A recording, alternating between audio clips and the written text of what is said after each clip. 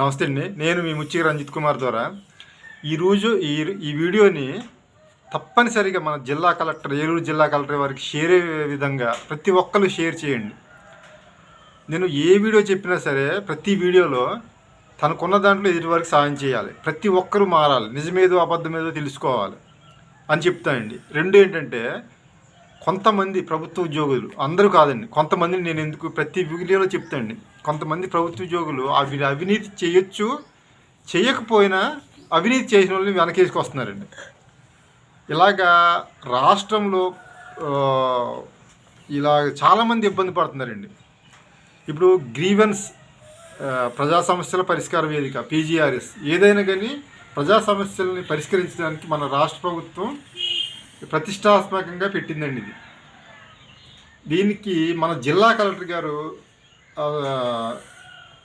దీన్ని సక్సెస్ చేయాలని, అదే సమస్యలు తీర్చాలని చెప్పి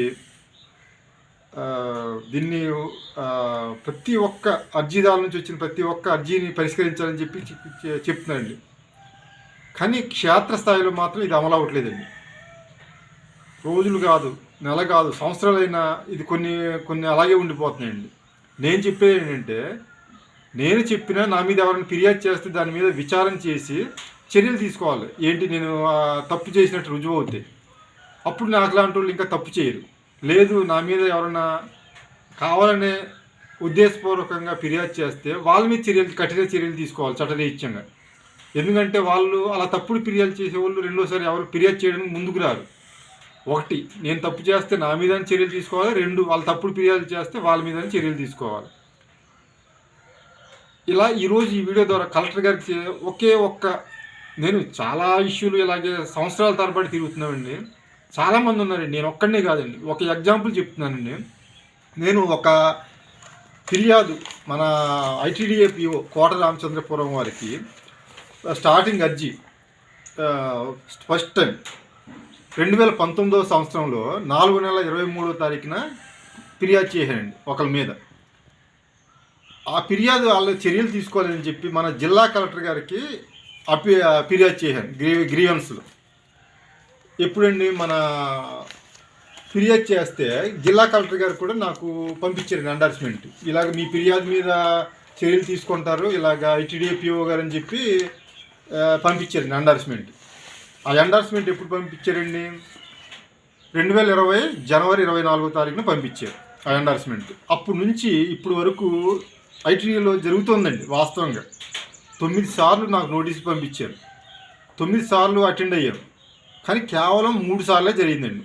అంటే కొంత ITDAకి రెగ్యులర్ PO లేరని చెప్పి కొన్నాళ్ళు కరోనా వచ్చిందని 2 ఇయర్స్ అలాగా, అది ఇంచుమించు 6 సంవత్సరాలు అయిపోయిందండి ఈ రోజుకి. అలాగే డిలే చేసి వస్తున్నారు. ఈ డిలే చేసే క్రమంలో కొంతమంది మన పోలవరం తహసీల్దార్ గారు ఉద్దేశపూర్వకంగా వాళ్ళకి అనుకూలంగా వ్యవహరిస్తున్నారని చెప్పి నాకు అనుమానం కాదు, 100% నిజమండి. అది నేను సాక్ష్యాధారాలతో వాళ్ళు ఇచ్చిన ఎవిడెన్స్ను నేను అన్నీ ఈరోజు సబ్మిట్ చేస్తానండి. ఇంకోటండి, ఈ గ్రీవెన్స్లో పెట్టిన అర్జీలు మనల ఆఫీసులో పెడితే మనకు రసీదు ఇవ్వట్లేదు. రసీదు ఇవ్వనప్పుడు ఇంక ఎండార్స్మెంట్ ఏమి ఇస్తారండి? అలాగే మన ITDAలో కూడా రసీదు ఇవ్వట్లేదు, ఎండార్స్మెంట్ ఇవ్వట్లేదు. RDO జంగారెడ్డిగూడెం వారికి ఫిర్యాదు చేస్తే ఇస్తున్నారు అప్పుడు ఎండార్స్మెంట్. జిల్లా కలెక్టర్ గారికి ఫిర్యాదు చేస్తే ఎండార్స్మెంట్ ఇస్తున్నారు. అంటే నేను చెప్పేది ఏంటంటే, వాళ్ళు ఫిర్యాదు చేసినప్పుడు మనకి ఎండార్స్మెంట్ ఇస్తున్నారు, కానీ తప్పుడు ఎండార్స్మెంట్లు ఇస్తున్నారు, క్లోజ్ చేసేస్తున్నారు. ఇప్పుడు ప్రతిసారి మనం జిల్లా కలెక్టర్ గారి దగ్గరికి వెళ్ళలేము కదండి, ఏలూరు. అలాగే ఆ మధ్యన కుక్కునూరు నుంచి ఫోన్ చేసి ఒక మిత్రుడు ఇలాగ మాది క్లోజ్ చేసినట్టు మెసేజ్ వచ్చిందండి ఫోన్లో, కానీ మాకు ఎండార్స్మెంట్ ఇవ్వలేదని చెప్పి ఫోన్ చేశారు. ఆయనకే కదండి, నాకు కూడా జరిగిందండి. క్లోజ్ చేసేస్తున్నారు, ఎండార్స్మెంట్ ఇవ్వట్లే. నేను ఆ మధ్యన ఫోన్ చేసి అడిగాను ఒక ఆఫీస్కి. ఇలాగా ఇప్పుడు ఒక అర్జీని క్లోజ్ చేయాలంటే మన దగ్గరకు వచ్చి, అర్జీదారు దగ్గరకు వచ్చి సంతకం తీసుకొని ఫోటో దిగి అప్పుడు క్లోజ్ చేయాలి. కానీ ఈ ప్రాసెస్ ఏం లేకుండా క్లోజ్ చేసేస్తున్నారు. సరే, ఇప్పుడు ఒక ఎగ్జాంపుల్ చెప్తాను కదండి. అది మన పోలవరం తహసీల్దార్ గారు ఎలాగ వాళ్ళకి అనుకూలంగా వ్యవహరిస్తున్నారు అనేది నేను చెప్తున్నానండి. ఇప్పుడు జిల్లా కలెక్టర్ గారికి నేను ఫిర్యాదు చేస్తున్నాను అంటున్నాను కదండి. జిల్లా కలెక్టర్ గారికి ఫిర్యాదు చేసిన ప్రతిసారి కూడా తప్పుడు ఎండార్స్మెంట్లు ఇస్తున్నారండి నాకు. ఏ విధంగా ఇస్తున్నారంటే మీకు చెప్తున్నాండి, ఎవిడెన్స్తో సహా చెప్తున్నాండి. ఎందుకంటే ఎవిడెన్స్ ఉండాలి కదా. ఇప్పుడు చెప్పాం కానీ జిల్లా కలెక్టర్ గారికి ఫిర్యాదు చేస్తే ఐటీడీఏ దగ్గర ప్రిఫర్ చేయరు, పిఓ గారు విచారణ చేస్తారని చెప్పి చర్యలు తీసుకుంటారని. ఐటీడీఏ పిఓ గారు ఎలా పోలవరం తహసీల్దార్ గారికి 2022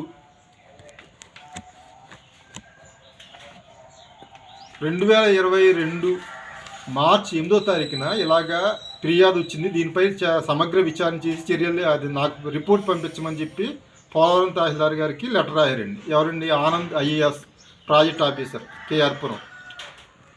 స్పందించలేదండి, రెస్పాండ్ అవ్వలేదని చెప్పి మళ్ళీ రెండోసారి 2022 6వ నెల 22వ తారీఖున సూర్యనారాయణ రెడ్డి ఆయన మన పోలవరం తహసీల్దార్ గారికి పంపించారండి. అప్పుడు పోలవరం తహసీల్దార్ గారు మన ఐటీడీ ఆఫీస్కి వెళ్ళి ఏమని చెప్పారండి? ఇందుపై గ్రామ రెవెన్యూ అధికారి పోలవరం మండలం మరియు రెవెన్యూ ఇన్స్పెక్టర్ 1 పోలవరం వారు విచారణ చేయగా సదరు విషయం దీర్ఘకాలిక సమస్య అయి ఉన్నదని, ఇందుపై సమగ్రంగా విచారణ జరిపి తమకు నివేదిక సమర్పించుటకు కాల వ్యవధి అవసరమని, కావున 2022 7వ నెల 17వ తారీఖు వరకు గడువు కావాలని అడిగారండి. ఫస్ట్ టైం అండి. మళ్ళీ ఇదే తహసీల్దార్ గారు వెళ్ళి సేమ్ ఇందాకలాగా ఇందుపై ఇది దీర్ఘకాలిక సమస్య కాబట్టి 2022 9వ నెల 15వ తారీఖు వరకు గడువు అడిగారండి. ఇంకా రిపీట్ అవుతుందండి ఇలాగా. అలాగే పోలవరం తహసీల్దార్ గారు 2022 9వ నెల 20వ తారీఖున విచారణ చేశారండి దీని మీద. ఆ రిపోర్ట్ ఈ రోజుకి పంపలే. ఐటీడీఏ పిఓ గారు మళ్ళీ తహసీల్దార్ గారు రిపోర్ట్ పంపలేదని చెప్పి 2022వ సంవత్సరం 10వ నెల 17వ తారీఖున శ్రీను కుమార్ గారు పోలవరం తహసీల్దార్కి మళ్ళీ లెటర్ రాశారండి. ఏంటంటే దీని మీద విచారణ చేసి రిపోర్ట్ ఇవ్వమని. స్పందించకపోగా మళ్ళీ ఇదే తహసీల్దార్ గారు ఐటీడీఏ పిఓ ఆఫీస్కి వెళ్ళి మళ్ళీ సేమ్ అప్పుడు గతంలో చెప్పినట్టు ఇందుపై గ్రామ రెవెన్యూ అధికారి పోలవరం మండల రెవెన్యూ ఇన్స్పెక్టర్ విచారణ చేయడానికి కాల వ్యవధి అవసరమని, దీర్ఘకాలిక సమస్య కాబట్టి 2022వ సంవత్సరం 11వ నెల 7వ తారీఖు వరకు గడువు కావాలని అడిగారండి. అంటే ఇలా గడువులు అడుగుతూనే ఉన్నారండి. స్పందించలేదని చెప్పి మళ్ళీ సేమ్ పిఓ గారు, ఐటీడీఏ పిఓ గారు మళ్ళీ ఇలాగ దీనిపై సమగ్ర విచారణ చేసి రిపోర్ట్ పంపాలని చెప్పి మళ్ళీ అడిగారండి. ఏ తారీఖున అడిగారండి? ఇంకా ఇలా సాధిస్తున్నారు. మళ్ళీ అరుణ్ బాబు ఐఏఎస్ జాయింట్ కలెక్టర్ గారు కమ్ పిఓ ఐటీడీఏ ఇలాగా సదరు వ్యక్తులపై సమగ్ర విచారణ చేసి రిపోర్ట్ పంపమని చెప్పి పోలవరం తహసీల్దార్ గారిని అడిగారండి రిపోర్ట్. ఎంతమంది అధికారులు విచారణ చేసి నివేదిక అడుగుతున్నా కానీ పోలవరం తహసీల్దార్ గారు స్పందించలేదండి. పైగా ఒకసారి విచారణ చేశారు, ఆ రిపోర్ట్ ఇప్పటికి అవ్వాలి. అంటే దీన్ని బట్టి చాలా క్లియర్గా అర్థమవుతుందండి. ఇప్పుడు ఒక ఐటీడీఏ పిఓ జాయింట్ కలెక్టర్ గారికి దీని మీద విచారణ చేసి రిపోర్ట్ పంపమని నివేదిక ఇచ్చి ఆదేశించినా సరే ఎందుకు స్పందించట్లేదని ఎంఆర్ఓ గారు. ఇది ఇలా ఉంచితే ఆవిడ బదిలీపై వెళ్ళిపోయారండి. ఆ ఎంఆర్ఓ గారు ఎన్ని గడువులు అడిగి ఆవిడ బదిలీపై వెళ్ళిపోయారు. ఇంకో విచిత్రం ఏంటంటే ఇందులో మేము 2012వ సంవత్సరంలో పోలవరం మండలంలో డ్వాక్రాలో ఫ్రాడ్ జరిగిందండి. 95 మంది గిరిజన యూనిట్లో 3.5 లక్షలు ఫ్రాడ్ జరిగింది. దాని మీద కలెక్టర్ గారికి గ్రీవెన్స్లో ఫిర్యాదు చేసిన ఐటీడీఏలో విచారణ జరుగుతుందని ఎండార్స్మెంట్ ఇస్తున్నారండి. అంటే చూడండి, ఇప్పుడు ప్రతిదానికి ఇదే. ఇంకోటి ఏంటంటే ఎంఆర్ఓ గారు ఇలా ఉద్దేశపూర్వకంగా వ్యవహరిస్తున్నారు వాళ్ళకి అనుకూలంగా అని చెప్పి ఫిర్యాదు చేసిన గ్రీవెన్స్లో కలెక్టర్ గారికి దానికి కూడా ఐటీడీలో డిఎల్ఎస్ జరుగుతుందని చెప్పి ఇచ్చారు. అంటే ప్రతి దానికి నేను ఏ కంప్లైంట్ ఇచ్చినా ఐటీడీలో విచారణ జరుగుతుంది. అసలు ఏంటో తహసీల్దార్ గారు అర్థం అవ్వట్లేదండి. ఇంకోటి అండి, ఇక్కడ మధ్యలో ఇంకో విషయం జరిగిందండి. ఈ తర్వాత నేను ఒకసారి మన ఈ ఐటీడీఏకి సూర్యతేజ ఐఏఎస్ గారు పిఓగా ఉన్నప్పుడు నేను పెట్టానండి. ఆయనకి పెట్టేసరికి ఆయన కేవలం 7 రోజులు ఇలా నడుస్తున్నారు కాబట్టి కేవలం 7 రోజుల్లో దీని మీద విచారణ చేసి రిపోర్ట్ ఇవ్వమని 7 రోజులు రిపోర్ట్ ఇవ్వమని జంగారెడ్డిగూడ ఆర్డీఓ గారికి రిఫర్ చేశారండి. ఎప్పుడండి? 2023 9వ నెల 17వ తారీఖున. ఇది కూడా ఏమైందో ఈ రోజు వరకు లేదండి. నేను ఆర్డీఓ గారిని కూడా దీని మీద చాలా దరఖాస్తులు పెట్టానండి. ఏమైంది ఏంటంటే అక్కడ కూడా సరిగ్గా రెస్పాండ్ అవ్వట్లే. అంటే దీన్ని బట్టి ఏంటండి ఎందుకు ఇలాగ వ్యవహరిస్తున్నారో అర్థం అవ్వట్లే.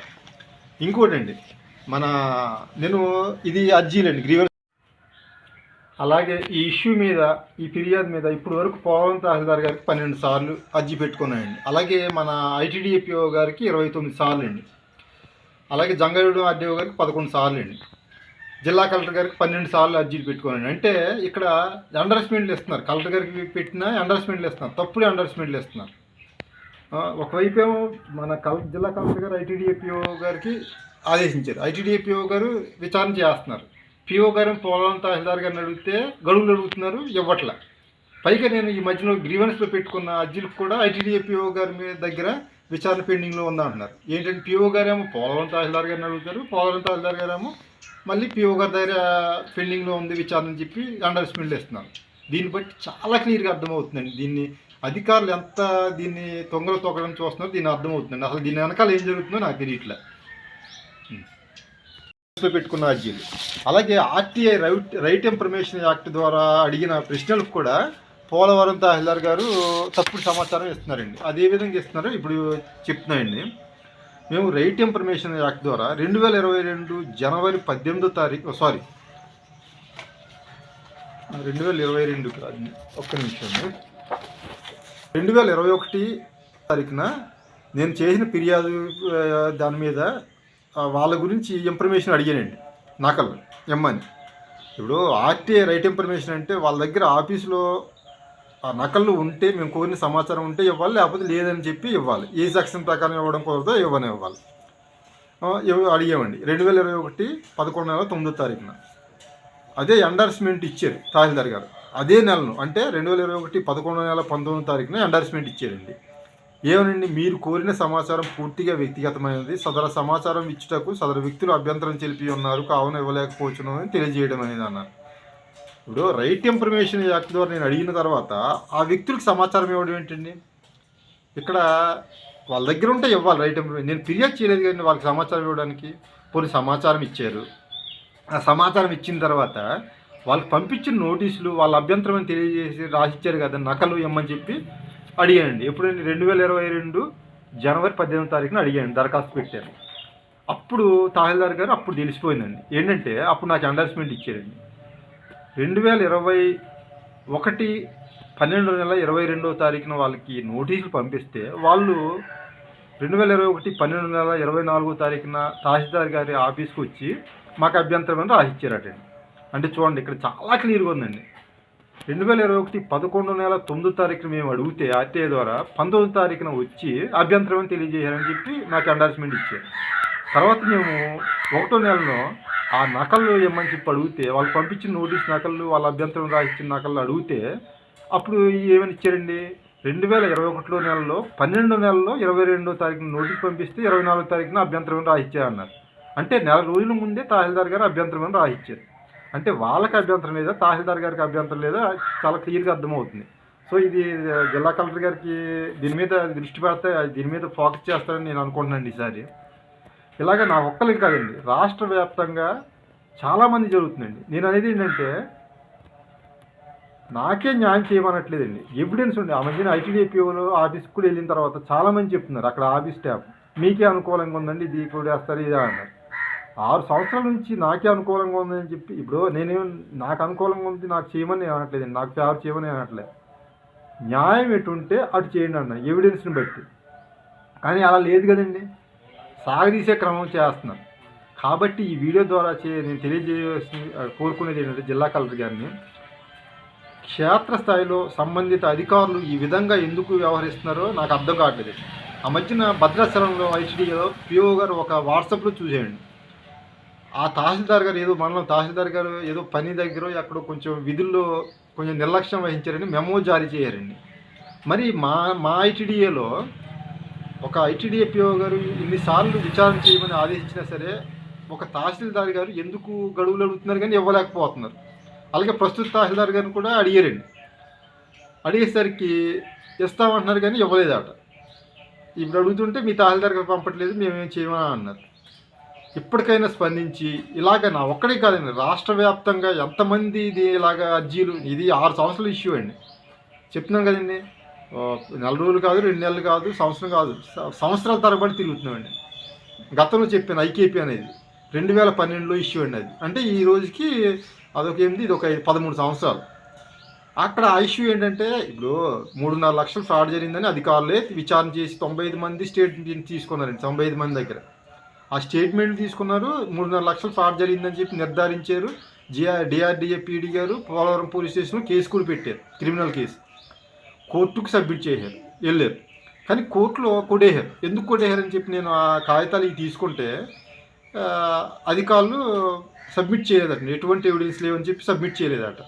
ఇప్పుడు మరి 95 మంది రిటర్న్గా రాసిచ్చిన స్టేట్మెంట్లు ఎందుకు సబ్మిట్ చేయలేదండి కోర్టులో?